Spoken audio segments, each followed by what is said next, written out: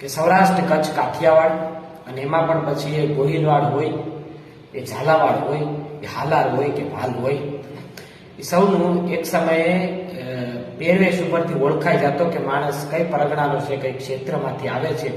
એને પહેરવેશ ઉપરથી ઓળખાઈ જતો. હવે તો રહ્યા નથી, પણ પેલા જે પહેરવેશ era એમાંથી ઓળખાઈ જતો કે માણસ કઈ ક્ષેત્રમાંથી આવે છે, કઈ પરગણામાંથી આવે છે.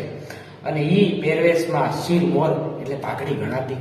એટલે એ પાઘડીના પ્રકારોમાં પિંગળસિંહ બાપુ લખે કે મોરબીની ઈંટોણીને ગોડલની 4, જામનગરનો ઉભો પૂડો પાઘડી અને 5, કે બારાણીની પાટલિયાની બળે કૂપા વાળી, ઝાલાવાડની આટીવાળી, કાળી ટીલી વાળી, કે ઓખાની પણ આટીવાળી, ભારે રૂવા ભરેલી, ઘેરીને ગંભીર જોતા હાક ઠરેલી, કે સોરઠની તો સીધી સાદી ગીર નુકું ડાળું, કે ગોહિલવાડની લંબગોળને વળાકી અથડાણું, કે ડાબા કે જમણા પડખામાં એક જ સરખી આટી, ગળા ભરેલી કાઠિયાવાડની પાઘડી શીર પલાટી, કે ભરવાડોનું ભોજ ભરૂને રાતે છેડે રબારી, પૂરી ખૂબી કરી પરજીએ ઝાડા ખાજી નારી, કે બત્તી જુનાગઢી બાબીઓને સિપાહીઓને સાફો, ફકીરોને લીલો મુઠોને મુજાવરને માફો, વરણ કાઠ્યો વેપારી કે વવાયેલી જાતિ, ચારણ બ્રાહ્મણ સાધુ જ્ઞાતિ સૌ પાઘડીઓ ગણાતી.